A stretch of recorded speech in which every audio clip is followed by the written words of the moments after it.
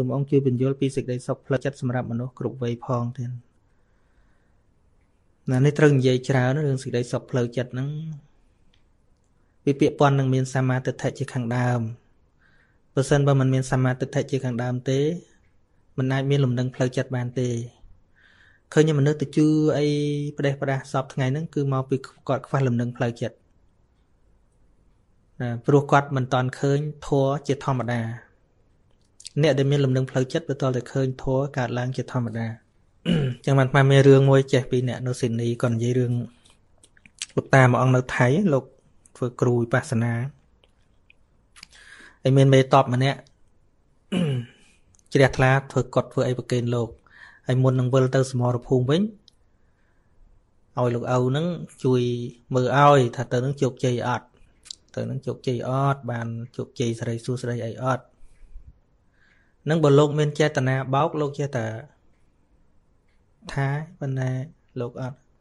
ហើយលោកជាគ្រូមិនមែនគ្រូអូមអាមទេគ្រូបង្រៀនរឿងពិតតែហ្មងរឿងបដិបត្តិក្នុងជីវិតប៉ុន្តែអ្នកជ្រះថ្លាងលោកនៅតែមិនស្គាល់លោកដូចខ្មែរហងៃអញ្ចឹងដែរនិយាយប៉ុណ្្នឹងហើយយូរមានអ្នកមកសុំស្រោចទឹកលោកអញ្ចឹងដែរចំមេតបទៅទៀតដល់ពេលអញ្ចឹងទៅយើងសួរថាឥឡូវជាមេតបសួរថាគាត់មានសេចក្តីសុខផ្លូវចិត្តអត់ដែលគាត់មករកលោកអញ្ចឹងសួរថាគាត់មានលំនឹងផ្លូវចិត្តអត់ទេភ័យបារម្ភទៅហ្នឹងបើមិនបារម្ភមិនមករកលោកអញ្ចឹងទេមករកលោកថាមើលទៅវាជោគជ័យអត់វាមិនអីលោកគង់ដកទៅហើមធំអញ្ចឹងគាត់វាព្រួយមិនទៅលោកអូមិនទៅលោកអង្គុយមកសន្ទុះដកទៅហើមទៀតណា3 ដងមិនទៅលោកអូជួយមកលោកថាអនាគតហ្នឹងគឺវាអត់ទៀងគ្មានណាដឹងទេហើយនៅលើទៅដកទៅហើមស្មានតែអីលោកដកទៅហើមមានរឿងដកទៅហើមអីគឺដកទៅហើមត្រង់ថាមេតបប៉ុណ្ណាណីហ្នឹងមកខ្លាចអញ្ចឹងហើយលោកមិនដឹងលោកមានទៅកាន់កភ្លើងស្អីមិនដឹងថាបាញ់ឈ្នះអត់រឿងនោះមានតែមេតបទេដែលដឹងរៀបយុទ្ធសាស្ត្រខ្លួនឯងមិនណាហើយហ្នឹងលោកត្រង់សំដីត្រង់ណាបានគេមិនសូវចេះស្ដាប់ទេហើយបើសិនជាលោកមានចេតនារលុយរកាក់ពីមេតបហ្នឹងឲ្យធ្វើពិធីនេះពិធីនោះដាក់ចេះដាក់ចុះពាក់អានេះពាក់អានោះជោគជ័យចេះចុះឃើញទេបាក់លុយទៀតឥឡូវតែលោកត្រង់បើរៀនតែរឿងពិតបើសួរមនុស្សប្រមាណអ្នកដែលចង់បានរឿងពិតអញ្ចឹងពាក់ព័ន្ធនឹងសេចក្តីសុខផ្លូវចិត្តនេះដែលមានលំនឹងដែលពុទ្ធត្រាស់ថាសេចក្តីសុខមាន2គឺសុខផ្លូវកាយហៅថាកាយិកសុខ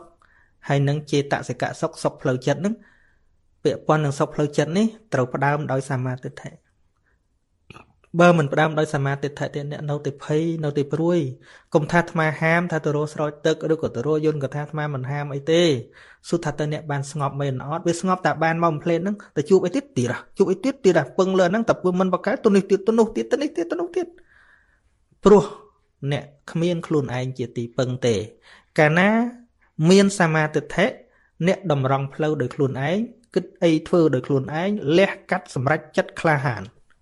អានឹងបានមានលំនឹងផ្លូវចិត្តជាបើអត់ក្លាហានផងព្រោះធ្វើនេះទៅសួរគេទៀតធ្វើនេះទៅសួរគេទៀតមានភាពក្លាហានណាប្រៀបធៀបទៅយើងប្រឡងដឹងណា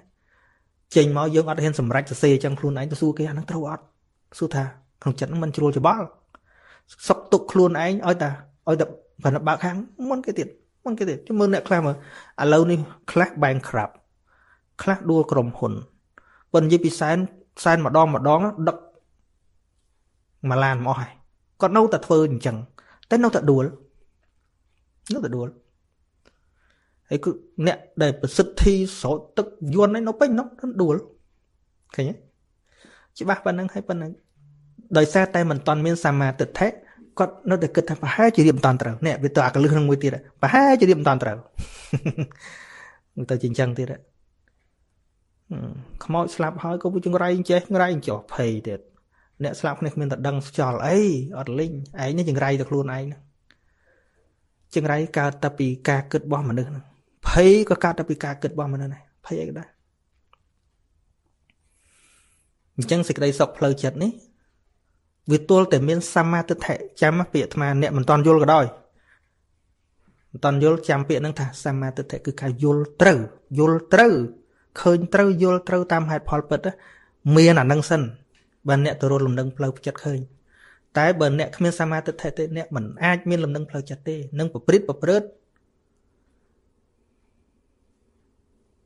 ពាក្យថាសមាទិដ្ឋិនេះវាយល់ត្រូវគ្រប់រឿងមិនមែនតែមួយរឿងទេពាក់ព័ន្ធនឹងសច្ចធម៌ពាក់ព័ន្ធនឹងហេតុផលជីវិតបើសិនជាគ្មានសមាទិដ្ឋិទេនៅតែធ្វើបុណ្យរំដោះគ្រោះទេកុំរស់សុខរួមឃើញទេនៅតែធ្វើបុណ្យផ្ដាច់កម្មពីទេកុំរស់សុខរួមឃើញទេអាត្មាថាបើរស់ឃើញក៏អាត្មាមិនថាដែរតែរស់មិនឃើញវាអស់តលុយបុណ្យឆាកមហាបាំងស្គលបាទនិមន្តលោក1000អង្គនិមន្តលោក10000អង្គទៅផ្ដាច់កម្មពីថារស់សុខមិនឃើញទេធានារួមឃើញទេនៅតែភ័យហ្នឹងបានស្កប់ចិត្តមួយផ្លេតដូចយើងទម្លាក់អស់ចូលទៅក្នុងភ្លើងអញ្ចឹងវាគ្រាន់តែភ្លឹបដូចអ៊ុនចិត្តបានមុនលោកមកច្រើនអញ្ចឹងណាតិចទៀតបញ្ហាកើតឡើងទៀតឃើញអ្នកខ្លះធ្វើបុណ្យប្តីទៅមានស្រីបាត់ធ្វើបុណ្យប្តីទៅមាននោះខឹងអាបុណ្យហ្នឹងទៀតធ្វើវាមិនត្រូវផងធ្វើត្រូវមានតែស្អីធ្វើវាមិនត្រូវផងហ្នឹងមកលោកសោតទៅចងដៃប្តីជាប់វាមិនដែល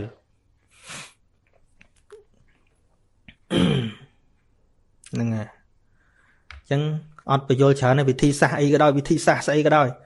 វិធីសាស្ត្រស្អីក៏ដោយតែអ្នកគ្មានសមាធិអ្នកឲ្យវិធីសាស្ត្រគេនឹងក៏រស់សុខមិនឃើញដែរព្រោះសុខផ្លូវចិត្តទល់តែឈប់រទៅបានវាទល់តែឃើញថាស្អីជាហេតុផលនៃជីវិតនោះឈប់រទៅមកឥឡូវសរសេរពាក្យថាខ្ញុំចង់បានសុខសេអញ្ចឹងមកខ្ញុំចង់បានសុខដូចអ្នកទៅធ្វើបុណ្យអញ្ចឹងណាគាត់ថាខ្ញុំមិនចង់បានអីទេខ្ញុំចង់បានតែសុខខ្ញុំចង់បានសុខឃើញណាឥឡូវធ្វើតាមប៉ាដំបងលុបខ្ញុំមួយសិននៅសល់អីនៅសល់ចង់បានសុខបាននៅអត់តាន់បានទេអញ្ចឹងលុបចង់បានមួយទៀតវានៅសល់អីសុខមានន័យថាសុខនៅនឹងដោយមិនបាច់ចង់បានត្រង់ដែលយល់ហេតុផលនៃជីវិតនឹងឯង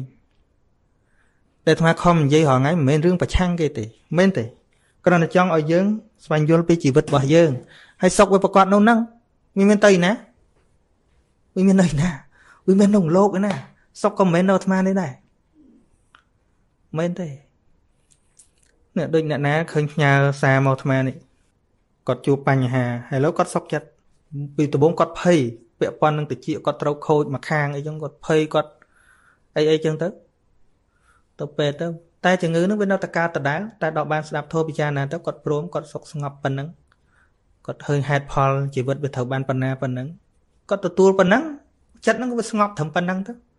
គាត់អរគុណទៅគាត់ថាបើមិនបានស្ដាប់ដល់ផ្ទះសារមិនទេឃើញទេថាសុខនេះមិនមែនណាឲ្យទេអ្នកទាំងអស់គ្នាសុទ្ធតែមានសមត្ថភាពអ្នកទាំងអស់គ្នាសុទ្ធតែមានសមត្ថភាពក្នុងការស្វែងរកវានៅក្នុងខ្លួនរបស់អ្នកទាំងអស់គ្នានោះតួសុខកើតឡើងគឺតួសោបនៈធម៌ដែលវាកើតឡើងក្នុងចិត្តរបស់យើងហ្នឹងអ្នករៀនអភិធម្មដឹងណា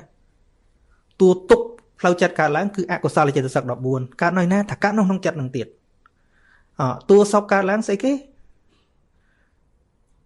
បើវាសុខជាមួយកាមគុណអាហ្នឹងក៏ពួកលោភៈពួកស្អីចឹងទៅតែដែលសុខប្រះយៈទៅគឺពួកសទ្ធាសតិហើយអត្តបៈដែលវាកើតឡើងតត្រមច្ឆតតាលំនឹងផ្លូវចិត្តដែលវាកើតឡើងហ្នឹងវាកើតនៅណាថាកើតក្នុងចិត្តហ្នឹង